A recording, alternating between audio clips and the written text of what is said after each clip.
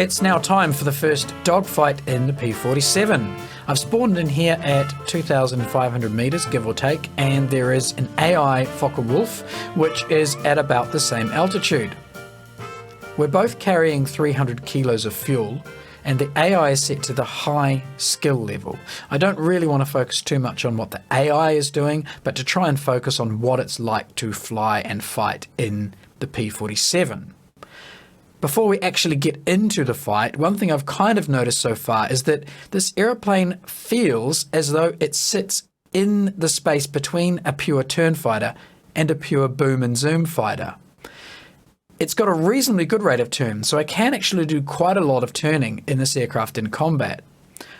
It's also very fast in the dive and it climbs quite well, but it does tend to get wobbly on the nose at times, which makes a transition between diving and climbing not the easiest thing to do in combat. Anyway, hopefully that will become more clear as we actually get on with the fight. So just a quick note on water injection before I do these dogfights. I will not be deploying the water injection in this series of fights. The system hasn't been fully implemented yet by Eagle Dynamics. It's one of the last items I understand for them to implement, so there's no point me using it because it's not properly functioning.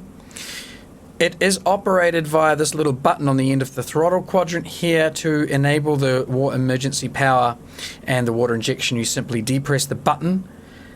As soon as you let go of the button, it will pop out.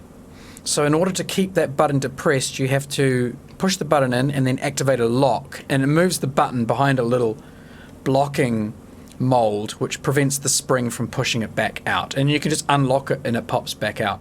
Closing in then on the 190, I'm going to wait till we've merged before I start being aggressive, and let's see what the 190 does. I need a little bit of left rudder here.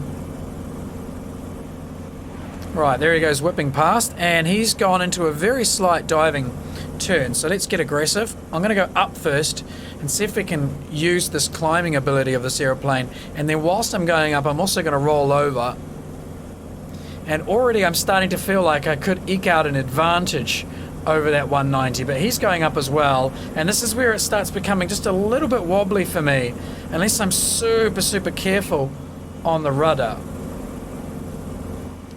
So looking for where he is now. He should be behind me somewhere. There he is, and he's had to drop back down as well. We're fairly evenly matched in the boom and zoom, and we're also relatively evenly matched in the turn. There's this nose wobbling again, so I'm going to put some right rudder in, and up he goes again. I'm 0.5 of a kilometre behind him. I've got the labels on just so it's easier to see what's going on here. And here he goes, dropping into another dive. I feel like I've got an advantage here. I'm going to just fire a few rounds in his general direction to no effect. And now we're behind him. You can see my engine settings there, 64, 65 inches and 2500 RPM. And I can roll over and basically do exactly what he just did to me. Something that's not really so possible in the Spitfire, for example, due to it not having the engine power. He looks like a sitting duck there. Hits on. And I still feel like I'm in complete control of this fight. This 190 A8 isn't really posing a super threat to me. The aircraft is getting a little bit sloppy again because I'm just having trouble keeping it coordinated. I can't get deflection there, but he's running out of energy, and the P47 is holding on quite nicely, so I can maintain this level turn. It's going to climb up into my guns now. I'll let him go, tip over early, and we'll catch him on his way down.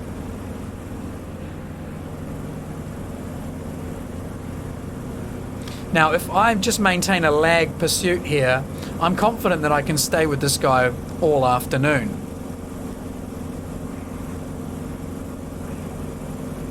Up he goes. Now's a chance to see how we go up in the vertical.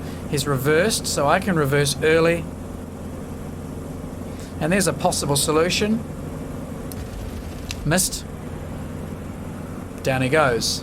Despite my average slash worse than average shooting, the actual process of staying with this guy is not too hard. The P47 is performing slightly better than his aeroplane, I think, at this altitude. And that's allowing me to cut the corner there. Now he is damaged too from that early shot. And we may in fact be able to finish him off here. There's the nose just wobbling left and right, see? That makes things just a little bit more difficult than I'm used to. Hits on his wing. Very nice and stable over the top of that loop for me there. Now he's just starting to get away from me again. Bit more rudder. So you can see this game of up and down, up and down. The Thunderbolt can play that game. And I can also cut him off at times and get shots away and hit him, as you just saw there. That was about the canopy area. His aircraft is now starting to perform a lot worse than it was earlier in the fight. Up we go again. It's getting a little bit repetitive now. There's the wobbly nose, swinging left and right. Lots of hits on. Knocked his left hand aileron off, and you can see he's quite severely damaged now. He's got significant structural damage, and his engine is now stopped, and there goes the pilot bailing out. Okay, so in that engagement, I don't find the Anton to be really much of a significant threat at all, and this aircraft is quite capable of mimicking the same maneuvers that the AI is able to maneuver in the Anton. Now let's take this aircraft up to about 25,000 feet or so, and we'll see if things get any different. Now we're going to face off against the same Focke-Wulf up at 9.5 kilometers or so, so some good altitude. I'm going to be managing the turbo just a little bit more up here, but not a huge amount. Engine management is largely the same as down the bottom. However, up here, I should be able to use this high altitude climb that this thing can do, and we'll see if I can get on top of that Focke-Wulf in short time. So here we are, about to make the initial merge. Focke-Wulf's just swinging on my right hand side there. I'm going to go up and left here just to make it difficult for him to swing around into my aircraft, and I've got the nose right up there, climbing up through 170 miles per hour indicated, and he has been absolutely left in the dust underneath me. In order for him to execute that turn, he's dropped out of contrail height. He's now 2 kilometers under my aeroplane. I'm just going to settle the aeroplane down now.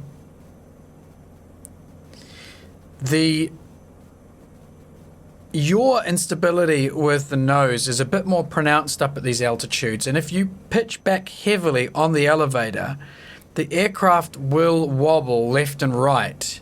So if you see the nose flying around left and right, it probably means you're pitching back a bit much, and you can stop that simply by relaxing your pitch. It's going to happen a lot of times during this dogfight, and I'll talk about it when it happens. You'll probably get sick of me mentioning it. Okay, this Focke-Wulf is now 2 kilometers underneath me. I've still got really good airspeed. I'm even going to pull the nose up again here. The poor bugger underneath me must be wondering what the hell is going on. Now this is without water injection. Here we go. Bit wobbly there, and I am pulling back on the stick, so my nose is starting to yaw left and right, so I'm going to relax that. I'm gaining heaps of airspeed here. He's going to go whizzing by, and then he's going to probably try and dive. There's the nose going left and right. You see that? That's because I've got too much pitch on. So I've just got to relax the pitch. It's not happening very quickly. And he's going to drop away. Now's my chance to go laterally, still rocking around on the nose. It's pretty difficult when you start pitching back with the instability, which is why they introduced the dorsal fin to try and correct that. Here he comes. This poor Focke-Wulf really cannot compete with the P47 up at these altitudes.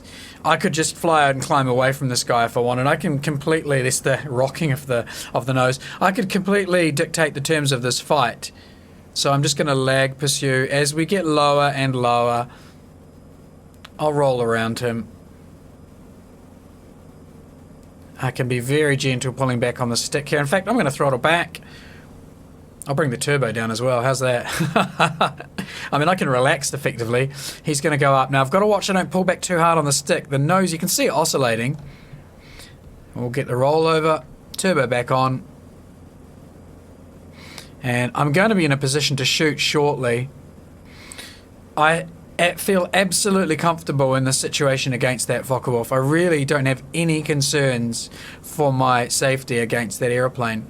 Obviously, it's the AI, so take that into account. A human's going to be different, but still, the AI do know how to maintain their energy really well. And he's probably doing about as good a job of energy management as it can be done in that aeroplane, and still I'm all over him. So he's put his nose up now in front of me. I may not be able to get lead here. Yes, I will. Some hits on his back. Some hits on canopy. And a few hits down the line. He is very badly damaged now. I suspect he's about to bail out. He's going to be slow. There we go. There's the engine. And he's now bailing out. So we made pretty easy work of that aircraft way up here at altitude. My only major concern, and it's not a concern with the way the aircraft's been modelled, it's a concern for pilots handling this thing, is that wobble on the nose, which is more pronounced at altitude. You do have to be careful.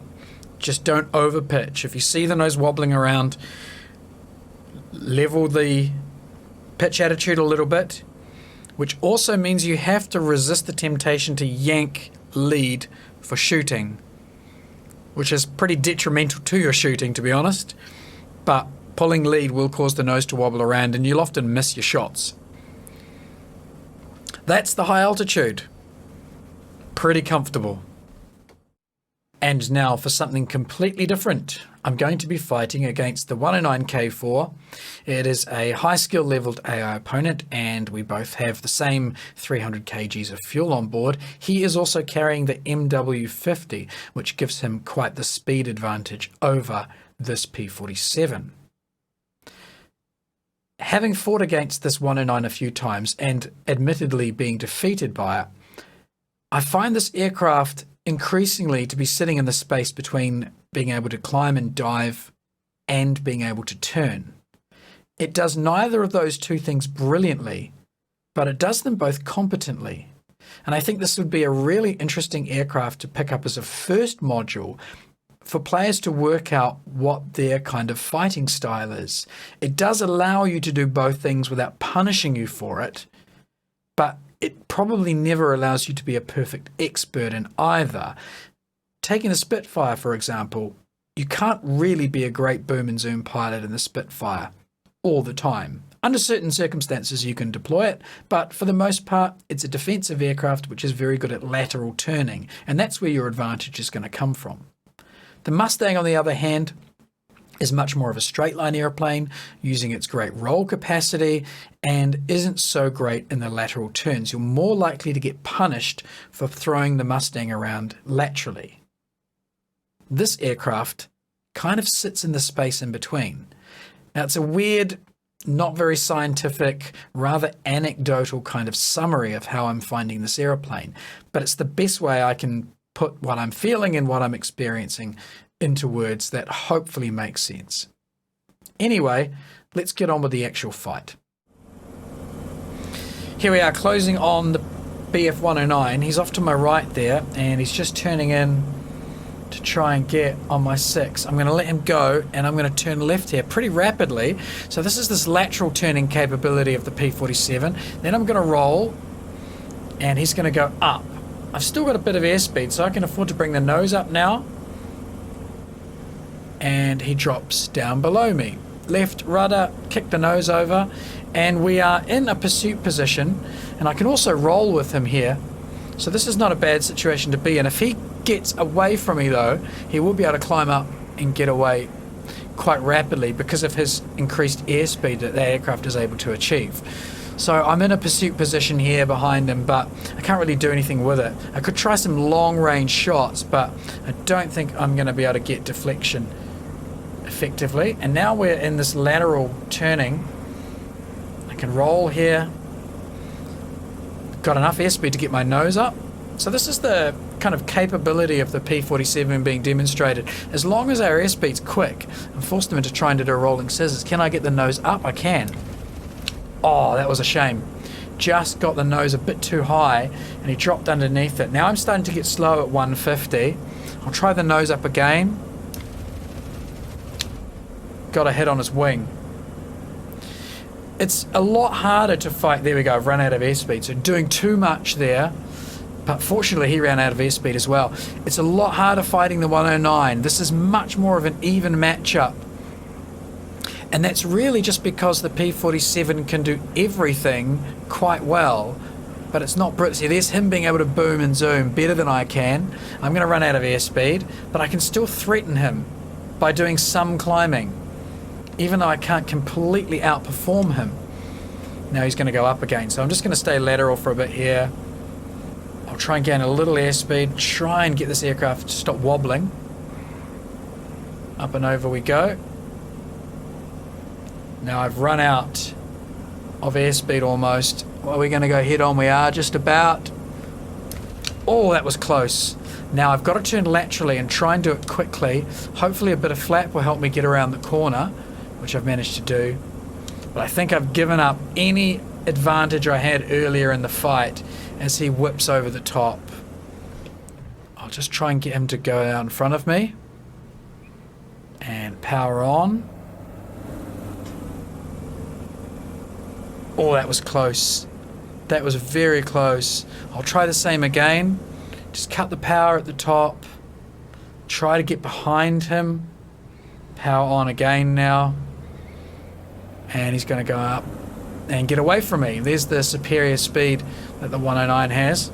I should be able to bring the nose up because I've got 250 nearly, but I'm not going to be able to follow him all the way. So it's just a short period of time with the nose up to try and gain a little height.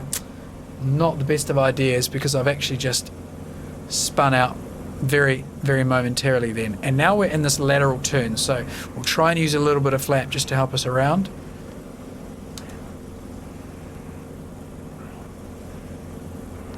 And the aircraft is turning quite well here. There's the lateral turning capability of the aeroplane with the flap not fully deployed, and he's been forced to go up. So we can defensive fly by turning, but I'm in the situation that I often find myself in the Spitfire here, with the German aircraft bearing down on my 6 with the height advantage. So I'm going to try and go up, forcing him into a shot there. I have got the flap down again, and I'm going to try and turn with a bit of flap in. It will turn. He's out in front of me. He'll go over the top and drop down below. Flaps up. So it's actually really, really interesting fighting against the 109K4 in this aeroplane, the AI at least, purely based on the fact that this aircraft can just do a couple of things quite well. Got him on his belly there, but nothing perfectly, which I really, really enjoy. It's definitely a dogfighter though. This aircraft is not a dog, it is a dogfighter. And you don't need to feel like you're going to be flying something that's not capable in the air, because it certainly is. I can't believe I missed him there. I think my rounds just went either side of his belly. So now I've just kind of stopped thinking about the fight because I'm too busy thinking about the overall characteristics of the airplane, and I've probably given up any advantage I had in that little battle. He is in a good position there. Down he'll go behind me. Bit of flap please, and I'll try and roll here with the flaps going down. Yeah, there we go. There we go. He's going to go up. Oh, that was close. That was really close. Okay. Might have a little tiny bit of advantage here. He's going to pull away from me. I can't follow the 109 in that sort of climb. Not with me being so low in airspeed like I am at the minute. I'm just going to have to hope that I can keep some airspeed. I need to get my nose down here. I think I've just lost the fight by bringing that nose up. Yeah. What I'll try and do is... Yep, he's going to get a good lead on me here unless I can force him to do that. He's faster than me. Reverse my turn, and I'm going to stay with my nose on the horizon, keeping my airspeed as close to 200 or above as if I can. And this is where I'm flying defensively. This is much more like Spitfire flying. And there he goes out in front of me. But in the Spitfire, you can't do what I just did there, which is bring the nose up. You're kind of stuck in your lateral turning situation. It's really interesting. I'm saying the same things over and over again, but the thing is I'm finding the same things to be evident or true again and again and again. Now I've probably overcooked the nose up. Yeah, that was bad. I'll just let him go past me here. Take the thread away. Up he goes. Keep the nose down. Wow, he really rocketed up there. I'm doing only 120, 130 for a second. And make sure the flaps are in the up position, which they are. So here we go. I'm not really turning at all. He's dropping down with a lot of airspeed, but he's not going to be able to get right on my 6 immediately. I'm just going to roll left, a little bit of left rudder. And I'm just trying to gain some airspeed back by not being too aggressive, pulling the nose up. He is behind me. We'll try and force him to overshoot in the turn again. So into a sharp left turn. Defensive flying, like we do in the Spitfire. Lots and lots of turn, and he's off. Do I have enough speed to reverse this back on him? Maybe. There we go. I can actually bring the nose up for a fraction. I'm still doing 170. So there we are. It's so interesting to fly this aeroplane. I might be able to get some shots on him here. No. Yikes. If I'd have just turned a bit harder then, I think I could have actually got some shots on him. Let's keep the nose just on the horizon as we go around to the left. He's going to go over the top and then drop down behind me. And now I can bring the nose up. I've got a little bit of excess airspeed, which I'm just going to then use for a fraction of time to convert to altitude, and then go back into this lateral turn. I've got good separation from him now, which makes me feel a bit more comfortable about the situation. We're 1.4 kilometers separate. This is almost the situation we were in at the start of the fight, but here he comes with that superior airspeed, so I'm going to use some defensive flying, and he's shooting from way out there. Oh, I got machine gun hits on me. These AI guys can really get a beat on you from quite far out, and he's damaged my gunsight, so that may have actually been the killer blow which brings this fight to a close. He's going to get me again. Nope. I'll try and reverse here. Oh, getting sloppy. I'm not sure if it's the damage that I just took which is causing the aircraft to just behave a bit erratically. I can still climb though, and I can still turn. I may be able to get some advantage again. Maybe not. 1 kilometer away, he's going over. Right, I'm going to be more aggressive with my nose this time. No. Oh, hello. He was really pulling a lot of turn there. He got slow. Try again. Here we are. No. Oh, I just wish I could just do the turn or the climb a fraction better. And this is what I've been talking about. It's good at both, but not brilliant at either. And so you have to kind of manage the transition between these two states of flying, between defensive lateral turns and then taking the advantage to go up when you can. I'm going to go up here because he's going to go down. That's nice. And he's gone in. So there we are. We eventually managed to get rid of the 109 using this transition between lateral and horizontal dogfighting. And you just got to keep choosing which one you want to do and hope that you can stay out of their guns, and then eventually either something like that happens, they make a mistake, or you manage to get some hits away on them. So my summary of this aeroplane is, yes, it is a dogfighter, and it can definitely be deployed in a dogfighting situation, even against the MW50 operating 109s. Online, it might be a different story. This is AI, so we're talking about the way the AI maneuvers, although the AI are very good at maintaining their energy. So I'm really interested to see how this machine performs against humans. My summary then, as I've said a few times now, I sound like I'm repeating myself. I guess I am repeating myself. This aircraft can dogfight. It can dogfight laterally, defensively. It can also dogfight aggressively using mild boom and zoom techniques and getting the nose up and fighting in the vertical. It would be an excellent module for someone who was trying to establish how they like to fight, because it does allow you to do both of those without seriously punishing you for either.